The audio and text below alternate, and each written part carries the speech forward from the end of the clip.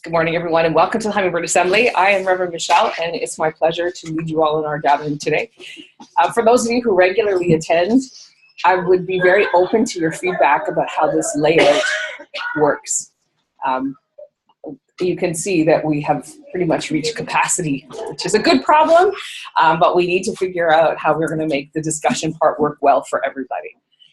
So this is our first shot. If anybody has commentary or feedback, please share it with us when you can. Good morning. Welcome. Would you please close the... Oh, okay. Perfect. Okay. So, at the Hummingbird Assembly, our intention is to stimulate thought, create connection, and expand consciousness. Good morning. We are an assembly of people who will teach each other to find the miracle of joyful living from life's circumstance to accomplish that which seems impossible. Good morning. Hello. As we do every week, we will begin with our opening intention. We probably did not have enough handouts for everybody. So I'll resolve that for next week. But if you see somebody sitting beside you who does not have an intention, please share. We will read this out loud. Wonderful. We'll read this out loud. You're welcome to read out loud with us, or you can just silently hold the message in your head.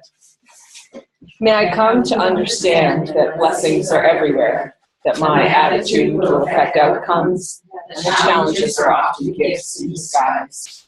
May I come to trust that most things can get better with time, that my instincts and gut feelings have value, and that a positive attitude makes things go smoother. May I come to see that I have many skills and talents I can use, that I am a positive influence on many people, and that there are those around me who wish me well. May I come to value that today is a blessing to be enjoyed, and that each person is unique and important, and that each moment of my life has a meaning. Wow. I'm just reacting because I remember when consistently our gatherings were 4 people. And that's, literally just about a year ago. So this is quite awesome. The word gets around. Quite awesome. It does, right? I have a question or a comment. Okay. Stagger us. I did a little. Oh, okay. Just because I'm going to go like this and then yeah. I'm going down. Yeah. Because I like to see your pretty face. I missed the announcement, so I'll do that now. Up here on the front table, we have 2 boxes. The white one is where I ask for your donations to help pay for the cost of an ongoing organization. And the green one, in my opinion, is the most important box. It is where I ask you to write comments and suggestions about what you would like to discuss. Because while this is my assembly, it's your gathering. And I want to make sure that we are talking about the things that you want to discuss. So if anything comes to mind, there's pen and paper in there. Please go ahead and write out an idea. Don't worry if you come up with something, you don't have to leave discussion. I'll continue to do that. We continue to collect awakening stories. In one weekly gathering, we uncovered that the awakening was the moment you realized that you are not a victim of your life, but rather a conscious creator of your circumstance. And if you wanted to share with us a little bit about your moment of realizing that, we would love it if you would send your stories to admin@hummingbirdassembly.com. You're the bomb diggity. I'm just going to keep them. Thank you. When they come upstairs, you just make them bring a chair. Remember our first assembly when it was bring your own chair? You might be returning to those days. Well, there's 2 more. Welcome. Good morning. Hello. Good morning. Welcome. Yeah, there's so yes, if you wanted to send your awakening stories to admin@hummingbirdAssembly.com, we would love to receive them. The intention is, once we've gathered enough stories, is to compile them into an ebook that will be available to share on social media platforms, so that people who are coming to this own awareness of themselves don't feel quite so alone. As you might remember, when this happened for you, you felt a little bit alone. Look at us all in our malice. Okay, so for today's discussion, we are going to continue our discussion of universal laws. And this week, we will take on Universal Law 5 and possibly 6, depending on how much discussion happens. And this is where the seating is going to be interesting, because we don't have face-to-face interaction with everybody. So we'll figure it out. Can I turn my chair? I don't like my top. Okay, by me. So what I will do is I will read out the law, and I will leave some space for us to think about what's been said.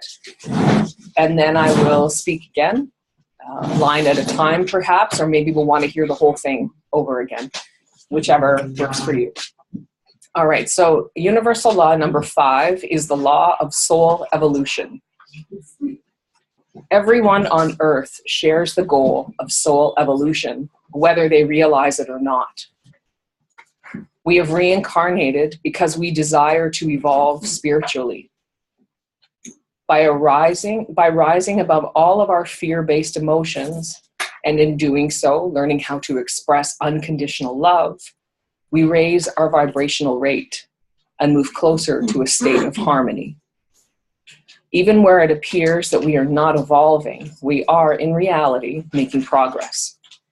We learn through the pain of our disharmonious acts, which can be viewed as our mistakes or failures.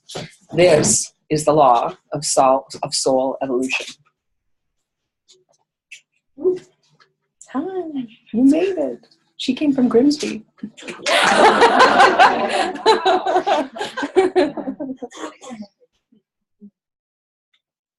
There's a lot going on in here, and it links back to that original first law of harmony.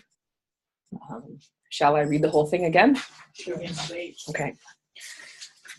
Everyone on earth shares the goal of soul evolution, whether they realize it or not. We have reincarnated because we desire to evolve spiritually. By rising above all of our fear-based emotions, and in doing so, learning how to express unconditional love, we raise our vibrational state and move closer to a state of harmony. Even where it appears that we are not evolving, we are in reality making progress. We learn through the pain of our disharmonious acts, which can be viewed as our mistakes or failures. This is the law of soul evolution. Did anything stand out for anybody right away? Yeah. She just said so deep. I can hear.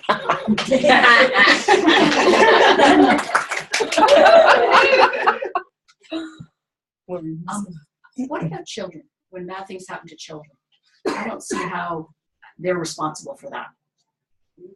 It's a very interesting question.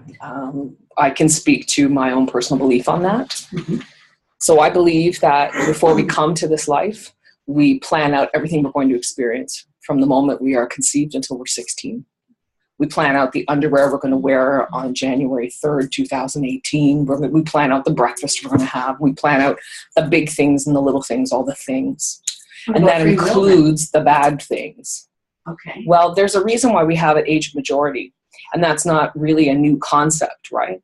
We've always thought that children were children. And usually, like if we look back in history, we consider them to become more adult at 12.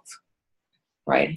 And at the age of 12, they're coming to the end of all of those decisions. And so their job at that awareness time is to look at how did I plan this and link back to what they knew when they came here. But we have moved so far away from understanding that we picked everything, mm-hmm. that we determined all of this so that we could have the experiences we needed to balance the karma we brought here. Okay. So I would say that the children chose that. Children who are raised in abusive homes, children who are abandoned, children who are violated, children who have wondrous beauty, chose it with intention to receive the skill set for the work they came here to do. Okay. And when does free will kick in? At 12? Well, I'm not sure about that. Okay. At universal law. Is it? Yeah. It is. Wait for a couple weeks. Okay. The universe is built on free will. And so the adults in a child's life will make decisions, but generally speaking, your plan is set. And so the adult who you had decided was maybe going to be the one who hit you when you were 10 might not actually be that adult. It might wind up being your uncle. It might wind up being some random stranger in the park. Like, remember when we used to parent other people's kids all the time? That kind of stuff is where free will was happening, right? They will still have that moment. Okay. Couple of hands. Okay, I'm going to start over here. Who's there Isn't first? free will choosing? Yes. And didn't you just say you've chosen all of it Oh. along the way? So Drop the mic. So free will kicked in then at that starting point. the choosing. Yeah. What do you think about You that always had it. I'll have to, process? yes. Wait for law 8. And my thought on that also was that in the moment while you're having the experience, there's always different ways of moving on and progressing. Like you can react in so many different ways. So perhaps your free will plays somewhat of a role there, because I think my belief wouldn't go as far as yours, Michelle, in saying that we choose the panties we're going to wear when we're 13 years old and things like that. But certainly, I see it as choosing the experience to get the lesson, to get the knowledge that we want, to move on and round out our whole self. So there's some free will I think can come into it there. It's just whether you take that lesson and move on positively, or whether you don't, or you stay stuck. Yeah. Do we choose to say, okay, I have this skill, or do we choose to say I'm a victim? Exactly. Yeah. Okay, and Jackie, you want to say? So then when I was reading about Yeah. more, and I might be incorrect on it, but you've got your plan in place that you pre-set before, and now free will kicks in where though you had that, you change it. So you've got that option to change it. You might not necessarily change it, but it sounded like you can if you even though you're going with the flow and this is what feels right. As a that's telling child, would you change that, or would that be more as an adult? I think more as the adult, because now you're listening to other things, not just yourself. Right. Where when we get older, we're not necessarily being. A child is a separate thing. Maybe they can influence you, but you have no choice. You're sometimes guided by, well, you've got no choice. This is how you're going to do it. When you're older, you start looking at the different things that you've learned. And now you're saying, okay, I know this is supposed to be for me, or I should be doing this, but I'm going to do this. Could be wrong. You know it's wrong, or it could be, I'm just going to take the chance. Is what it is. Yeah. That's what it sounded like, the free will part that I was reading, because it's like, this is so deep. Right. And we'll come back to free will, but thank you. Bianca. I just wanted to say, we are adults, so when we look at things happening to children, we kind of tend to forget that we used to be children. We had things happen to us when we were kids. So we also chose those things, and if you remember back to a time that something you might have thought was horrible happening to you when you were a kid, you also chose to be there and do that as well. So Right. That the free will is at that moment where you made the plan. Do you want to say, Lindsay? I was just going to bring us back to the law that we're working on today about the souls. And I think here is an example of that we're connecting, and that sort of with awakening maybe comes the search for people to connect with those like mind and to raise that vibration. And when you have an awareness and like you're needing to bring up your vibration, you surround yourself with other people that fit, and that connection with people that are also doing the same. And that almost is like a soul, like meeting people that are awakening. The connections that I've made to people that I've connected through this experience are so deep and so meaningful to me. It touches deeper than meeting somebody on the street or a neighbor, or the connections that I've made here. It's really, it's a deeper, like almost like a soul, like Right. And perhaps we met them because of the soul's desire to evolve spiritually. yes. And by rising above our fear-based emotions, I'm not going to know anybody, I'm not going to go to that thing, I'm not going to make these new connections, it's not safe. We learn to express unconditional love, which allows for our vibrational rate to increase. And we move closer to that state of harmony. Well, I was feeling very low, and I knew that I needed to come back here. And I didn't make it the week before, and I think I wasn't ready, and I had a lot of work in my head to do, and then I was here last week, and it set the tone for so many changes in my life that I knew I needed, and it's just been like an avalanche of positivity and love and happiness, and so many sparks are so related, and I love this song. Oh, I'm just maybe crying. Can I ask a question then in regards to? Bring it on, to that? sister. So the way I'm understanding it is when we bring ourselves into a group of people like this, we're choosing to put ourselves in an environment that will change our vibration. So does that mean that if we chose a certain path, before the womb, and we knew that, next Tuesday we're going to be wearing purple underwear with pink polka dots on. Only if you're under 16.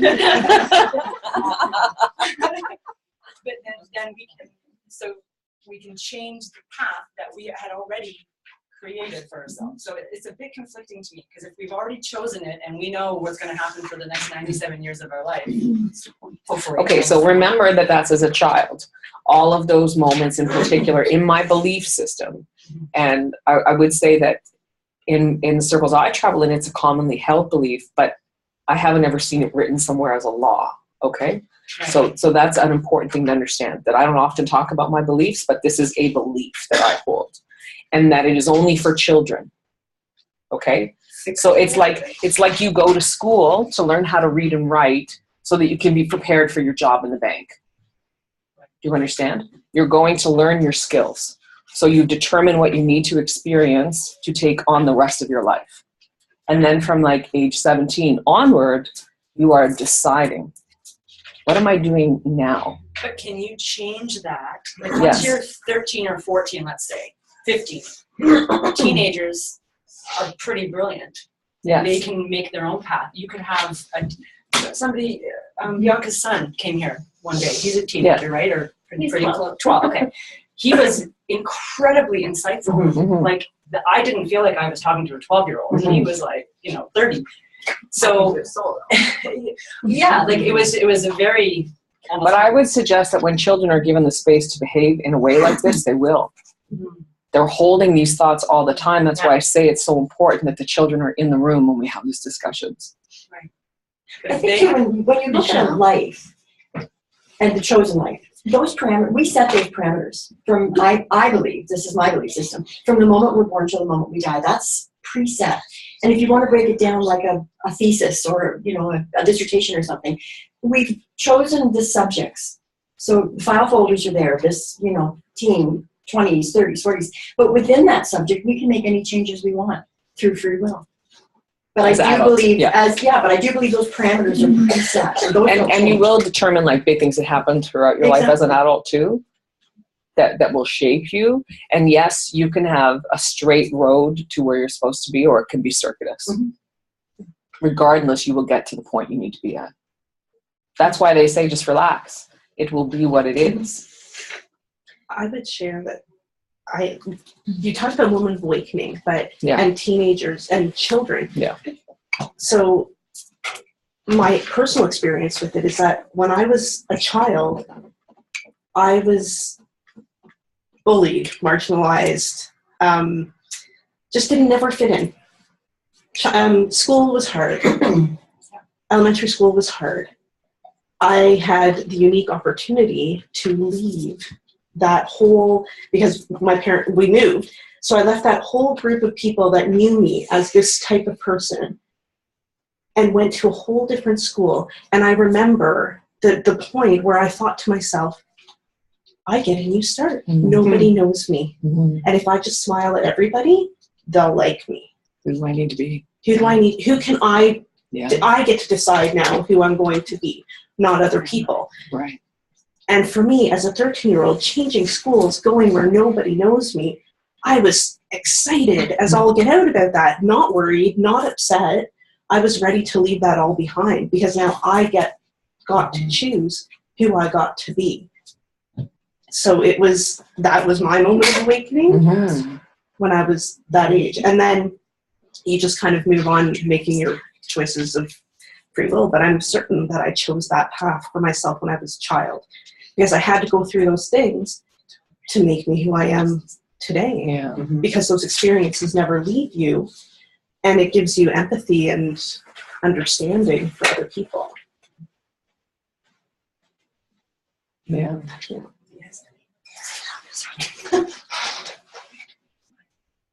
You called me earlier. Did you need something? Yeah, I was just gonna ask you, don't turn me back, because I can't see what you're saying.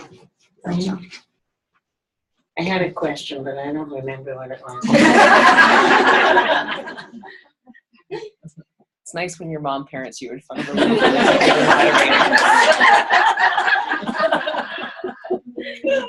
Free will. Did you hear that? They said that it's her free will. I just had a comment too about the child part. When you look at children, as they're growing, they're so untouched. They're so brand new from being a baby. And right from birth, we start influencing how they are to be, how they're to sleep, what time, what they eat, all those things. And most people are giving that in love and from a good intention to parent your children.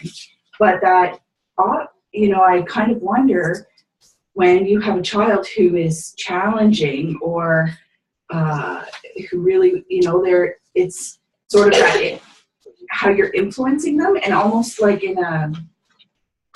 when you're not awakened that you don't necessarily realize. And some of those parenting styles or the things that happen to you as a child, you then to pass that on, right? Children are supposed to be seen and not heard. Some of those things. And so, and you have a child who is like challenging that, really, it's very interesting to me, because I believe children are pure, and children they don't have the same filters that we have. And most importantly, children know who they are. Yes. Mm-hmm. And they become challenging when we try to make them who they're not. That's right. And refuse to listen to their voice about who they are. Thank you. That's exactly what I was trying to say. Yes. Get there. No.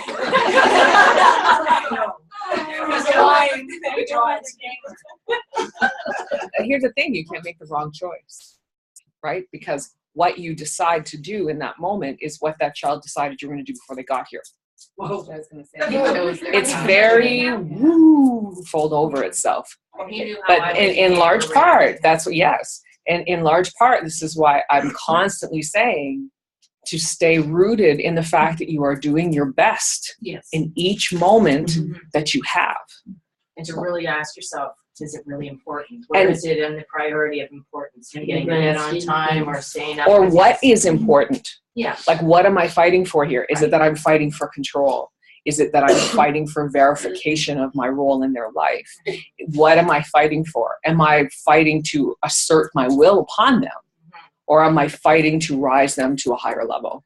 What am I fighting for is more important than is it worth the fight? Or are they fighting to rise you to a higher level?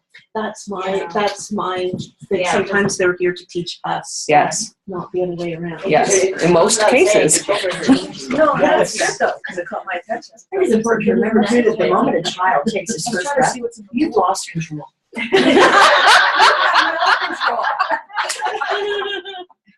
I mean, think of babies.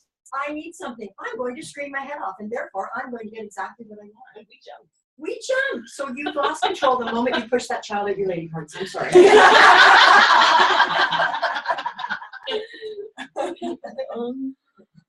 Okay, so interestingly, the next line here is, even where it appears that we are not evolving, we are in reality making progress. We progress them out. We learn through the pain of our disharmonious acts, which can be viewed as our mistakes or failures, which was that part that we were just discussing, right? What is the challenge? And what are we actually fighting for? That brings you into harmony when you consider those questions for your own soul's evolution.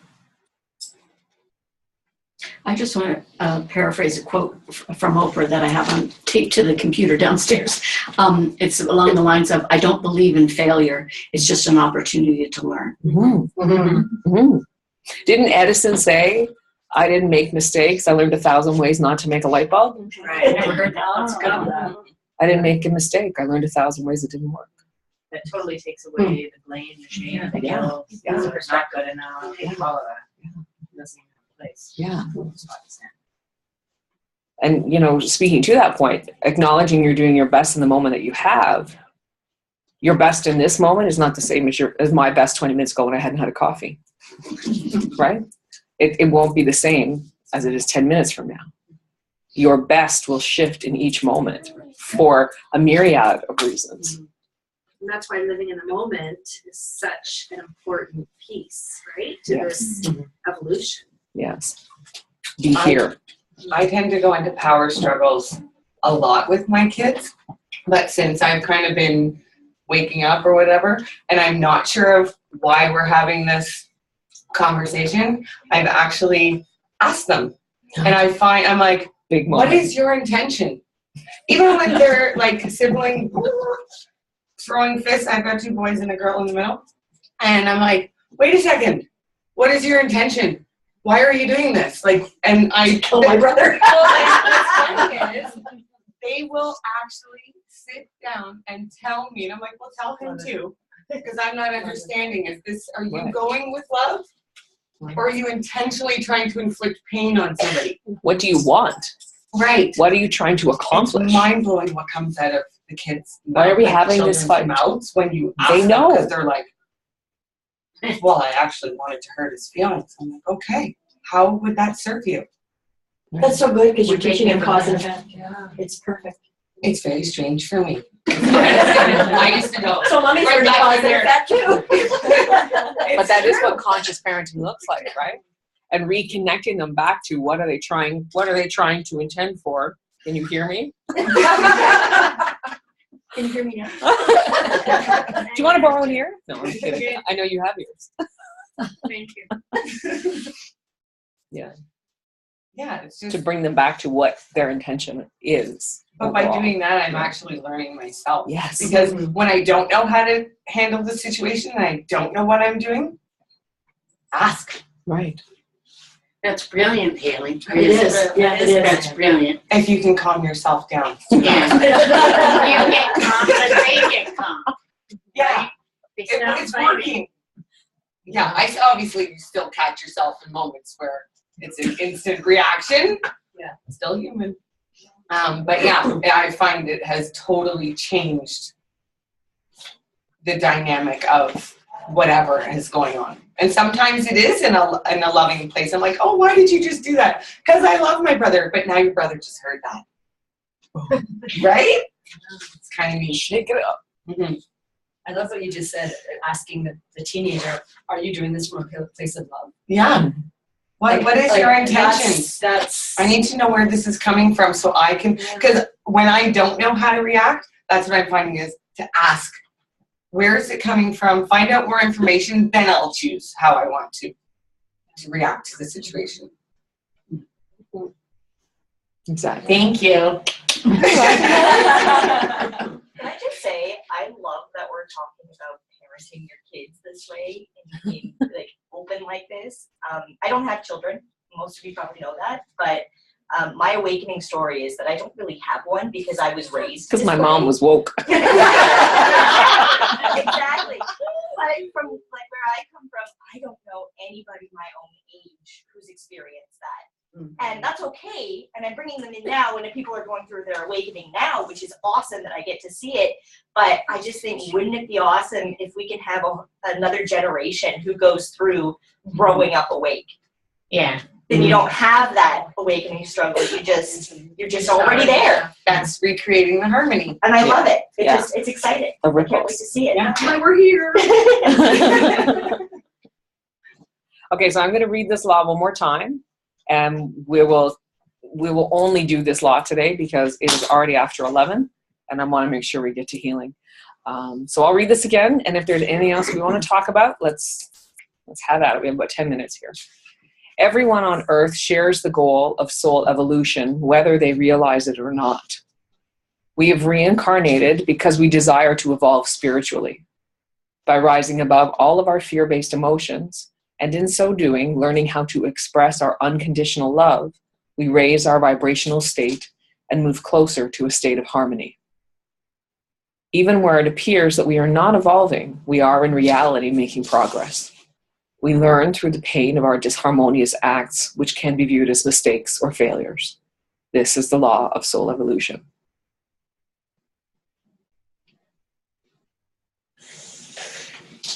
What about that part, whether they realize it or not? They could be a young soul, and or that could be their next stepping stone to whatever. If they have a next life, they have to learn what they have to learn in this time period to get to the next time period. Because I remember at the beginning of this time period thinking I was an amateur. And I remember thinking, wow, where am I going with this one, you know? Mm-hmm. And it keeps getting laid out in front of me. And I keep getting in awe of it, right? So if I didn't know before and I'm starting to know now I'm like, oh gosh, get on the fast track. You know, I don't know. We've talked about feeling like we're stuck before. And that's when we feel like we're not making progress, when we really are. We're, like our life experiences are just catching up with us before we move forward. So to me, that's what that line is talking about. It's like sometimes we just feel stuck and we're not feeling like we're getting anywhere. Really, we are.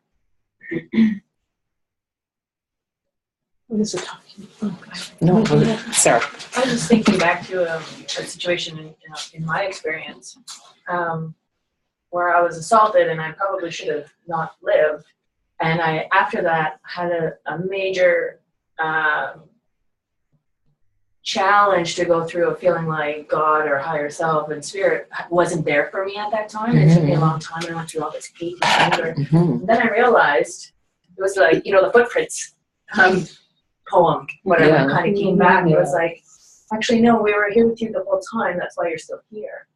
Because I wasn't in the body at that time. I actually was standing behind watching the whole thing. But at the time, you think like your life's going nowhere. Why is, you know, you're not growing? You're getting more angry. But then it totally woke me up to realizing, you know, that I was supported the whole time. And it also allowed me to recognize if I hated on this person so much for harming me, that a piece of me existed in him.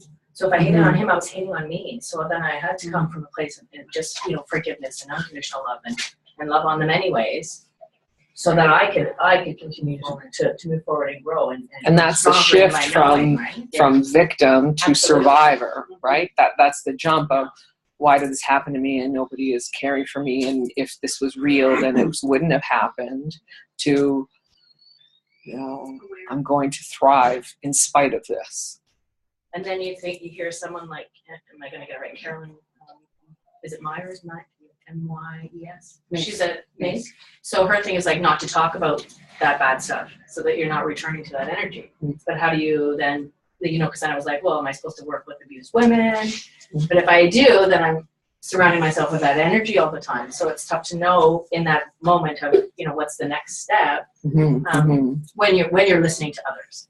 So maybe that's just where you have to turn in on yourself, right? So, you know, that might be their opinion or the knowledge that's there for them, but it might not be for me. What were you saying? But if you make the choice to work with abused women, rather than taking yourself back through everything you experienced, if you can focus on bringing what you learned and what brought you through, and stay on the positive sides of it, what you gained from it, rather than getting caught and stuck back in the muck of it all. I think that goes back to last week too, where I said be very careful on allowing your story to be who you are. Right. We surround ourselves with cages in a bar because that's our story, and we hold on to it for dear life. Yeah. So, but evolution and growth, we get to a point where we are able to release that. And we talk all the Great. time about how I believe the only absolute is that there are no absolutes. Yeah. Right? Can I just say one quick Yeah. thing? I think, you want to go from victimhood to survivor, but I've come recently to not like the word survivor because it still implies something negative. I think thriver might be better. To go from victimhood to survivor to thriver. Yeah. I actually used a word in a group healing that I was doing that said thrival. I'm moving from victimhood to thrival. I'm like, I think I just made up a word. But for a very similar purpose, right? From a very similar Survival, but purpose. still some place of lack or not having something and having to fight the whole way to be on that other side of it. Yeah. So thriving, that's exactly what I did for myself. Moving to thrival. This has been an awesome discussion. Okay, you, and then done. Okay. So Edgar Case. Yeah, Casey. Yeah. Regarding reincarnation Yeah. and stuff like that. So I was really like getting, when I was younger, pulling all the astrology books and reading, and it was like I had so many questions. So anyways, going further ahead, stepping stones to a higher spirituality, then things changed, start having a family. Right. And now I'm here. So my point, I'm not a victim or anything. I'm here for needing to be here. And that part where you said, and how did you say it? It's like we have a stepping stone where we have to take. I said where we move from victims to victimhood to Nothing to do with survival. that. It was before that regarding We'll have to watch the playback. learning. Okay, that we're whether we learn it or not, and we move on. Something like that. Yeah, that that last part. sentence, second last sentence, we might not realize if we're growing or not. We learn through the pain of our disharmonious acts, which can be viewed as mistakes or failures. Nope, there's another part. Even where it appears that we are not evolving, we are in reality making progress. So I guess that's what part connected me. Way back, I was doing it just maybe free will, or when I was a kid, that was my plot. I need to know more. I want to grow spiritually. I'm so into this. And then things changed my path along the way, not realizing it. And it's important that I've come back now to focus and continue my growing. So I've been doing it all along, but not realizing I had stuff along the way that held me back a little. I just resonated with that. I just have to say that's right. It's a nice line. It is. Yeah. So whether I And knew it it or invites not, us I just to still relax. was still connected. It's happening. It's happening. Just relax. It's happening. Yeah. Thank And Bev, you. final thought. I just wanted to thank you for bringing me back to group. Mm-hmm. I'm really, the second round of discussion in this one, I'm learning so much more. And I'm seeing how all of the laws intersect together. It's beautiful, It's really isn't it? fantastic. Yeah. Thank you. I'm glad you're enjoying it. Thank you. We're all in a different place now. That's why it's so amazing. Yeah. Compared to last summer, When we just how much approach them. releasing and shifting have we all done? Well, for It's you. like, holy crap. Yeah. Are you One gonna month. post these laws somewhere? It's on our Hummingbird Assembly Facebook page. I've been avoiding Facebook, so that's why. I will bring the link. Okay. I will bring the link back to the fore there if you'd like. And then, of course, this video will be posted. Thank you, interwebs, for joining us. We hope you've enjoyed this discussion as much as we have, and we will see you next time.